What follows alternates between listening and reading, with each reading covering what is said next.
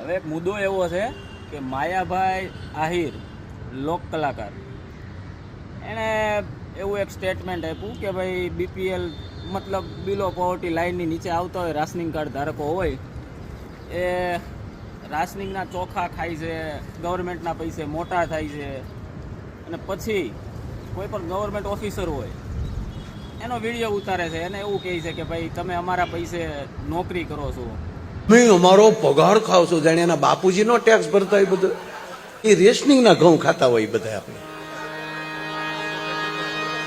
એને જિંદગી ન ફેર્યો હોય. તો એક વસ્તુ સમજો ભાઈબંધ કે ટેક્સ તો બે પ્રકારના હોય, એક તો ડાયરેક્ટ ટેક્સ પેયર અને એક ઇનડાયરેક્ટ ટેક્સ પેયર. હવે કોઈ પણ માનો કે as example Mukesh Ambani tax ભરતા હોય તો એ ડાયરેક્ટ ટેક્સ પેયર હોય. એ 5 કરોડ 10 કરોડ 50 કરોડ 100 કરોડ એક સાથે ભરતા હોય તો એ લાઇમલાઇટમાં હોય. પણ તમે હું અને સામાન્ય માણસ મતલબ બિલો પોવર્ટી લાઇન એની અંડર જે કવર થાય છે જેટલા લોકો એ બધા પણ ટેક્સ તો આપે જ છે. એ સામાન્ય રીતે તમે જોવ તો સવારમાં ઊભા થાવ તો તમે ને હું સૌ આપણે નાવા જતા હોઈએ તો એક સાબુનો ઉપયોગ કરતા હોય તો સાબુ પણ એમાં પણ આપણે ટેક્સ આપીએ. પછી બ્રશ તો કોલગેટ કંપનીવાળા ટેક્સ લે.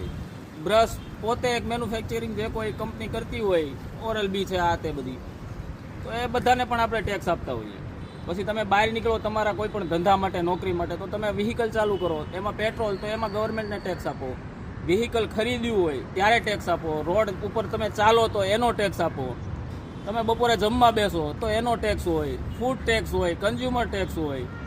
બહુ ઘણા નાના કરી અને ઘણા પ્રકારના ટેક્સ છે. એટલે અને બીજો તમે 2025ના રિપોર્ટ જુઓ 2024-25ના તો એમાં ગવર્મેન્ટને જે મોટી ઇન્કમ થાય છે એમાં પણ ઘણો હિસ્સો નાના મજૂર વર્ગનો છે. તમે કોઈ પણ સિટી બનતું હોય તો એમાં કાંઈ કરોડોપતિ કે મોટા બિઝનેસમેન એ બધાનો તો ફાળો નો ડાઉટ હોય જ, પણ નાના માણસોનો પણ એટલો જ હોય. તો એક આવી વસ્તુ છે કે ભાઈ માયાભાઈ એવું બોલે છે કે ભાઈ તમે વિડીયો ઉતારો છો, એ તો એક રાઈટ છે. બંધારણે આપણે અધિકાર આપ્યો છે અને આપણે કોઈ વસ્તુ સરકારને આપણે ટેક્સ આપીએ તો સામે સરકારને એમ્યુનિટી પ્રોવાઈડ કરવી પડે અને કરવી જ પડે. તો એના માટે જો કદાચ સરકાર એમ્યુનિટી પ્રોવાઈડ કરવામાં નિષ્ફળ જાય તો એક ભારતના જાગૃત નાગરિક તરીકે, અવેર સિટીઝન તરીકે આપણે પ્રશ્ન 100% પૂછવો જ જોઈએ. આપણો અધિકાર છે. આટલું એક થોડુંક હતું મનમાં કે ભાઈ. અને બીજું કે ભાઈ અમે પણ બીપીએલ ધારકો જ છીએ, અમે પણ બિલો પોવર્ટી લાઇનમાં જઈએ, અમે કોઈ એવા બધા મોટા કરોડોપતિ અબજોપતિ માણસો નથી. તો અમને આ માયાભાઈનું આ નિવેદન સીધું એવું લાગ્યું કે ભાઈ ટચ કર્યું ક્યાંક અમને એમ. તો બે શબ્દો બોલવાનું મન થયું. પછી જણાવો મિત્રો તમારું કેવું મંતવ્ય છે, તમે આગળ કહો કે બરોબર છે કે નહીં. કોમેન્ટ કરો. જો કાંઈ ખોટું કીધું હોય, જો કોઈ આ વિડીયોથી કોઈ માયાભાઈ હોય કે પછી એના ફોલોવર્સ હોય કે એના ચાહકો હોય, જો કોઈને ખોટું લાગે તો ભાઈ નાનો ભાઈ સમજી અને માફ કરજો. આવો કોઈ મારે કોઈને ખોટું લાગે કે ભાઈ આવું કોઈ મારો ભાવાર્થ હતો નહીં.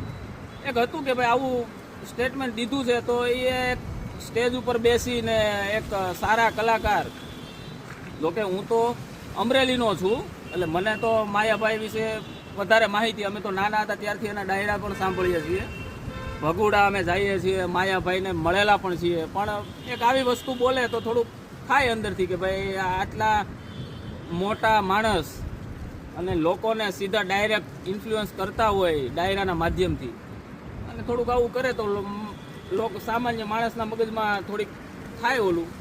તો ચાલો મિત્રો, કાંઈ નહીં, નાનો ભાઈ સમજીને આવો વિડીયો બનાવ્યો છે. તમને શું લાગે આગળ જણાવો.